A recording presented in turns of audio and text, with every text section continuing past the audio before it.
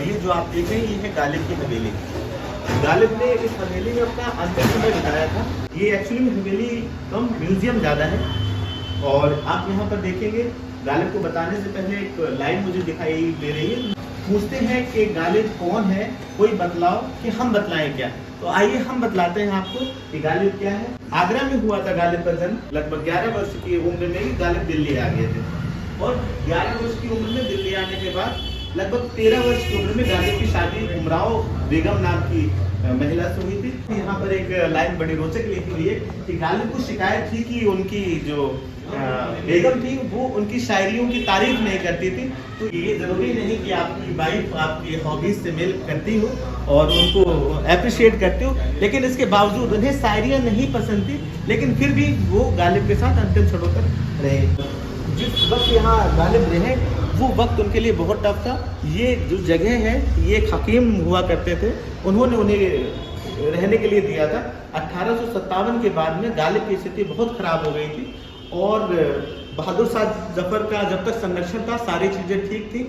उसके बाद ये स्थितियाँ कुछ बिगड़ी तो उन्होंने जो वो अपना टफ टाइम जो दुख भरा समय था वो गालिब ने इस हवेली में गुजारा था। इसका जो दूसरा हिस्सा है यहाँ पर आप देखेंगे कि गालिब जो अपना लेखन कार्य करते थे तो यहाँ पर उनका ये जगह बना हुआ है कि गालिब यहाँ पर बैठकर लिखा करते थे। अच्छी लाइन दिखाई पड़ रही, हजारों ख्वाहिशें ऐसी कि हर ख्वाहिश पे दम निकले, हजारों ख्वाहिशें ऐसी कि हर ख्वाहिश पे दम निकले, बहुत निकले मेरे अरमा फिर भी कम निकले। तो गालिब साहब की ही लाइन है।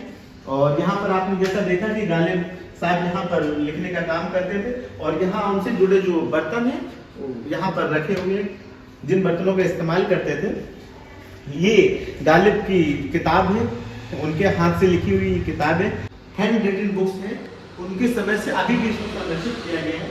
और आप यहाँ पर देखेंगे ये जो जगह देख रहे हैं यहाँ पर खासकर गालिब की हॉबीज और गालिब को क्या पसंद था, किस तरीके के गालिब खाना पसंद करते थे, यहाँ पर वो चीज़ें आपको देखने को मिलेंगी। यहाँ पर जैसे चेस रखा हुआ है और गालिब की जो लिखी हुई किताबें, यहाँ पर गालिब की लिखी हुई किताबें आपको देखने को मिलेंगी।